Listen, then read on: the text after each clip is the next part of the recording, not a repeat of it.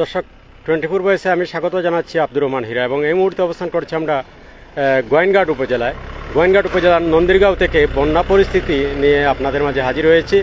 আমরা এই এলাকার বন্যা পরিস্থিতি নিয়ে আমরা কথা বলবো এবং আপনাদেরকে জানাচ্ছি যে বন্যা কমেছে, বন্যার পানি কমেছে, কিন্তু বন্যার পরবর্তী যে দুর্ভোগ সেটি খুব মারাত্মক বন্যা পরবর্তী দুর্ভোগ। তো এই বন্যা পরবর্তী দুর্ভোগ মানুষ কীভাবে সেটি কাটিয়ে উঠছে, আমরা সে ব্যাপারে এই এলাকার যারা বন্যাত মানুষ, পানিবন্দী মানুষ যারা ছিলেন, আমরা তাদের সাথে কথা বলবো। আপনারা আমাদের সাথে থাকুন।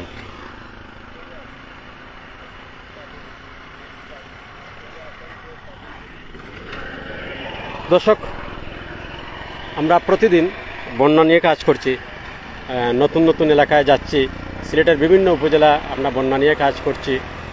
প্রতিদিন আমরা এক একটি নতুন জায়গায় যাচ্ছি এবং নতুন নতুন চিত্র আপনাদের মাঝে তুলে ধরেছি। আজ আমরা অবস্থান করছি গোয়েনঘাট উপজেলার নন্দীরগাঁওয়ে।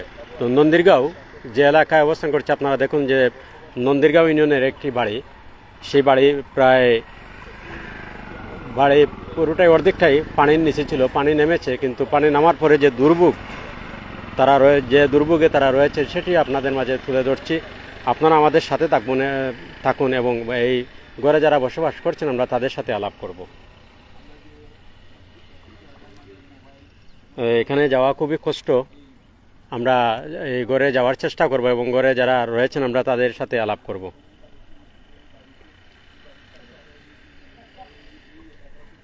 এই দেখুন গোয়েনঘাট উপজেলার বন্যা পরিস্থিতি, পানি অনেকটাই কমেছে। গতকালকে সুরমা নদীর পানি ছিল বিপদসীমার 5 সেন্টিমিটার নিচে।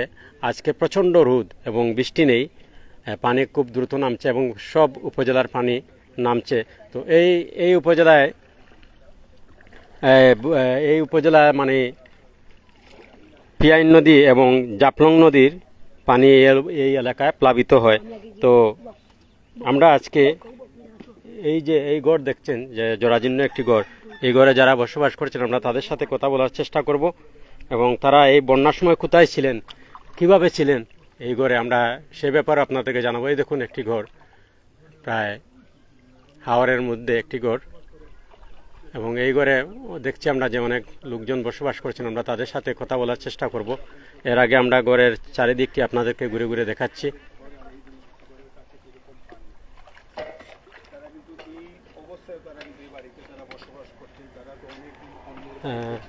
দর্শক, এই দেখুন এই জরাজীর্ণ একটি ঘরে তারা অনেক মানুষ এখানে বসবাস করছেন এবং এরকম অনেক ঘর এই গ্রামে রয়েছে। আমরা একটি ঘর দিয়ে আপনাদেরকে উদাহরণ দিচ্ছি এবং ঘরটির চারিদিক আমরা ঘুরে ঘুরে দেখাচ্ছি। এরকম অনেক ঘর বাড়ি রয়েছে এই গ্রামে, এই নন্দীরগাঁও গ্রামে এরকম অনেক ঘর বাড়ি রয়েছে। এই দেখুন জরাজীর্ণ একটি ঘর পড়ে যাওয়ার মতো অবস্থা। বন্যা পরবর্তী যে অবস্থার সৃষ্টি হয় সেটি আপনাদেরকে এই ঘর থেকে শুরু করেছি, আমরা আরও অন্যান্য ঘরটি দেখানোর চেষ্টা করব। এই দেখুন ঘরটি খসে খসে পড়ছে এবং হেলে পড়ছে একদিকে ঘরটি। তো আমরা প্রতিদিন বন্যা শুরু থেকে প্রতিদিন বিভিন্ন এলাকায় যাচ্ছি এবং বিভিন্ন এলাকার বন্যা পরিস্থিতি তুলে ধরছি 24 ভয়েসের মাধ্যমে। আজকে আমরা এসেছি গোয়েনঘাট উপজেলায়। গোয়েনঘাট উপজেলার নন্দীরগাঁওয়ে আমরা আসছি। নন্দীরগাঁও এলাকায় যে কিছু জরাজীর্ণ ঘর বাড়ি রয়েছে সেটি আপনাদের মাঝে তুলে ধরছি। আমরা বন্যা পরবর্তী যে দুর্ভোগ সেটি মানুষ পোহাচ্ছে, বন্যা পরবর্তী দুর্ভোগটি। তো আমরা এই ঘরে যারা আছে আমরা তাদের সাথে কথা বলবো। এর আগে আমরা এই আশপাশের চিত্রটি আপনাদেরকে দেখানোর চেষ্টা করছি। এই দেখুন আরও কিছু ঘর বাড়ি রয়েছে, প্রতিটি ঘরে পানি ছিল, পানি নেমেছে প্রায় এখানে 6 ফিট পানি কমেছে। 6 ফিট উপরে পানি ছিল, আমরা মানে জেনেছি যে কতটুকু পানি ছিল, 6 ফিট উপরে পানি ছিল। এবং এই এলাকার যে লোকজন তারা অন্যত্র একটি নিরাপদ জায়গায় আশ্রয় কেন্দ্রে ছিলেন। পানি নামার সাথে সাথে তারা 2-3 দিন আগ থেকে তারা তাদের ঘরে অবস্থান করছেন। এই দেখুন সিলেট গোয়েনঘাট সড়ক, এটি গোয়েনঘাট থেকে সিলেট এই সড়কটি গেছে, সিলেট গোয়েনঘাট সড়ক এটি। এবং এটি হচ্ছে নন্দীরগাঁও ইউনিয়নে আমরা অবস্থান করছি এবং নন্দীরগাঁও থেকে বন্যা পরবর্তী যে দুর্ভোগ মানুষ পোহাচ্ছে সেটি আপনাদেরকে দেখাচ্ছি। আমরা ঘরটি দেখাচ্ছি আবার। এই দেখুন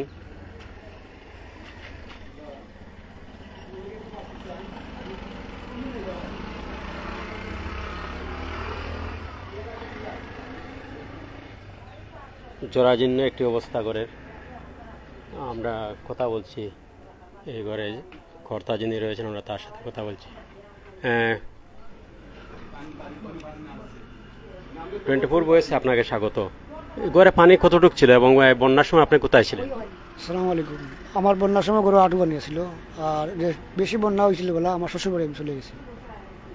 শ্বশুরবাড়ি হলো কি ফোরার বাড়ি থাকা অবস্থায়, মানে ফোরার বাড়ি আর নিজের বাড়িতে বাক্কা বেশ সময় ছিল, মানে না বাড়ি আসছি বাড়িতে, মানে বাড়িতে আইয়া এই করে মানে পানি থেকে থাকা হয়ে গেছি বড় থাকলে থাকতাম যে সাইড আমার বাঙ্গিয়ে আর কি। আমি অসহায় মানুষ, বর্তমান করে এখন খানিও নাই। সরকারের সামান্য একটু অনুদান দিছিল চাউল, এগুলো আমি খাই, আর এগুলো না হইলে আমার কোনো উপায় আছিল না। ওই পর্যন্ত আমার ছেলে মেয়ে 6 জন, 5 জন। আপনার এমনি ইয়ে কি, আপনার পেশা কি? আমার কৃষিকাজ সামান্য পড়ার জায়গা জমিন চাষ করি, বাকিটা কি করি, মানে দান 2 টাকা পাই, ও উপরে আমি চলাফিরা। আমার কোনো চলাফিরা জুরিষ্কা কোনটা নাই। আমি রোগী মানুষ, আমি বেমারি মানুষ, আমি কোনো কাম করতে পারি না। বাচ্চা কাচ্চা আর কি করবো, তো অসহায় করে যাচ্ছি, আর কি করার মতন আছে? আমার তো আর গরিবের কিচ্ছু করার নাই। আমি এইভাবে আমি করে থাকে কিলা, আপনারা দৌকা, আপনারা তো সরজমিন দেখা, আমি অবস্থা থাকে কিলা। এই এলাকার যারা ধনী ব্যক্তি আছেন, যারা বিত্তমান আছেন, তাদের উদ্দেশ্যে কি বলবেন? তারা সাহায্য তারা চাইলে মানুষকে কি সাহায্য দিব? যার আছে তার তো মানুষ তার সাহায্য 10 টাকা দিব, তো 20 টাকা তো আর দিব না। 10 টাকা দেও কীভাবে তো ফের চললো। আমি তো আর ওই ঘরটা ঠিক করতে পারবো না। চারিবার আমার পানি দেখেন, চারিবার পানি আমি কী করি? 7 জন। 7 জন সদস্য, আমি কি করি? দর্শক, এই দেখুন ঘরের জরাজীর্ণ একটি ঘরের অবস্থা। এই দেখুন,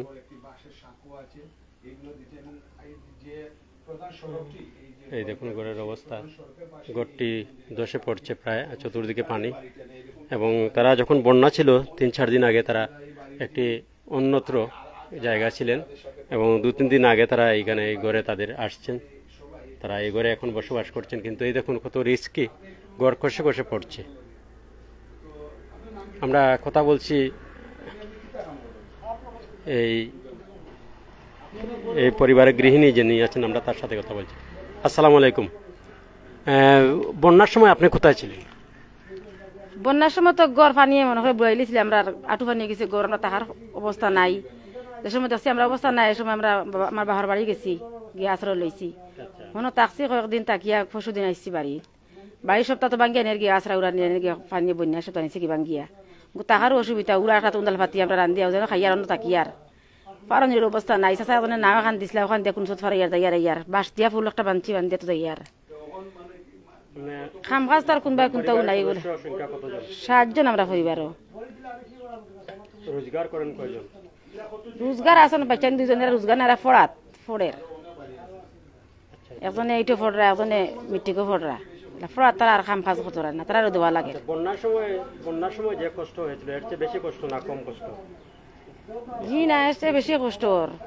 তো ছুটি বাদ খালি ফুরাই আছে, আমার তরকারি নাই, কোনটা নাই খাওয়ার, যে পানি দিয়ে যাইলে ও পানি দিয়ে খাওয়া, টাকা পয়সা নাই, রুজি রোজগার নাই, তেলা কেটা দিয়ে করতায় তরকারি আমাদের খাইতে হয়, খালি তুমি মাছ খাচ্ছ মিলে। এলাকার যারা বিত্তশালী আছেন তাদের উদ্দেশ্যে কি বলবেন?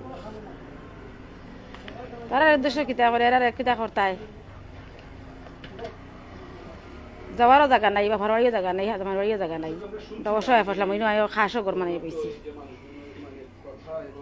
অসংখ্য ধন্যবাদ। দর্শক, আমরা এই পরিবারের সবার সাথে কথা বললাম। এই দেখুন পরিবারের সদস্য সংখ্যা, এই দেখুন ঘরটি খসে খসে পড়ছে। এই দেখুন কি অবস্থা, যে কোনো সময় ঘরটি হেলে যেতে পারে। এখনও দেখছি আমরা একদিকে ঘরটি হেলে আছে এবং এই দেখুন ঘরের ভেড়াগুলি পড়ছে, ধসে ধসে পড়ছে। আমরা দেখাচ্ছি আপনাদের, খুব খারাপ অবস্থা। এরকম অনেক ঘর রয়েছে এই গ্রামে।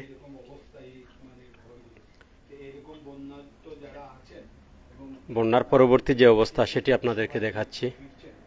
এবং সিলেটের বন্যা শুরু থেকেই বন্যা নিয়ে আমরা কাজ করছি। প্রতিদিন নতুন নতুন এলাকায় আমরা যাচ্ছি, সে এলাকার চিত্রগুলি আপনাদেরকে তুলে ধরছি। তারই ধারাবাহিকতায় আমরা এই মুহূর্তে অবস্থান করছি আমরা গোয়েনঘাট উপজেলার নন্দীরগাঁও ইউনিয়নের নন্দীরগাঁও গ্রামে, এবং নন্দীরগাঁও গ্রামে যে সব ঘরবাড়ি ক্ষতিগ্রস্ত হয়েছে সেটি আপনাদেরকে দেখানোর চেষ্টা করছি। আমরা শুরু করেছি এখান থেকে, আমরা গ্রামের ভিতরে যাব, গিয়ে আরও অন্যান্য ঘরবাড়ি দেখানোর চেষ্টা করব। তো দর্শক, আমরা দেখছি যে পানি খুব দ্রুত কমছে। আজকে যে রোদ, খুব খরা রোদ আজকে, এবং বৃষ্টি নেই, পানি দ্রুত নামছে। পানির দ্রুত নামার পরে যে বন্যা পরবর্তী যে দুর্ভোগ সেটি বড় মারাত্মক। এই দেখুন ঘরটির অবস্থা। আমরা নতুন আরও একটি এলাকায় যাব, গিয়ে দেখব। এই দেখুন তারা এই নৌকা দিয়ে চলাফেরা করেন, এবং নৌকাটি তাদের নয়, তারা একজনের কাছ থেকে নৌকা নিয়ে আসছেন যে তাদের পানি কমে গেলে নৌকাটি ফেরত দেবেন আবার। এই অবস্থায় তারা বসবাস করছেন, এবং এই দেখুন ঘরটা কাদা মাটি, এবং ঘরটি দশে দশে পড়ছে। এই দেখুন অবস্থা।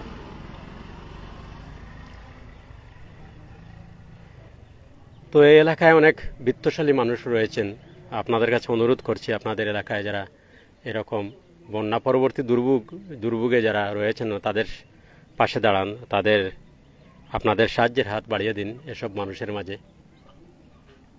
হয়তো বা তারা কোনো মতে বেঁচে যাবে বা ঘর ভেঙে যাবে, অন্যত্র যাবে, কিন্তু আপনাদের সাহায্য সহযোগিতা তারা মনে রাখবে। আপনারা যদি এই মুহূর্তে তাদের পাশে এসে দাঁড়ান, সারা জীবন আপনাদের কথা তারা মনে রাখবে, এসব মানুষ মনে রাখবে। এবং এসব মানুষের পাশে দাঁড়ানো অত্যন্ত জরুরি। যারা বিত্তশালী আছি আমরা সমাজে, তাদের উচিত হলো এসব মানুষের পাশে দাঁড়ানো। হয়তোবা তাদের কোনো ধরনের খাদ্য নিয়ে হোক বা ঘর তৈরিতে সাহায্য করতে হোক, যে কোনোভাবে এইসব মানুষকে সাহায্য করা যায়। এই দেখুন ঘরের অবস্থা, কি জরাজন্য একটি ঘর, এবং যে কোনো সময় ঘরটি পড়তে পারে। এই দেখুন, এবং এই ঘরের সদস্য সংখ্যা প্রায় 7 সদস্য সংখ্যা। একজন আয় রোজগার করেন, এবং এখন যার সাথে আমরা কথা বললাম এই পরিবারের কর্তা যিনি, তিনি বললেন যে তার কাজ কাম এখন নেই, বড় কষ্টে দিনে নিপাত করছেন।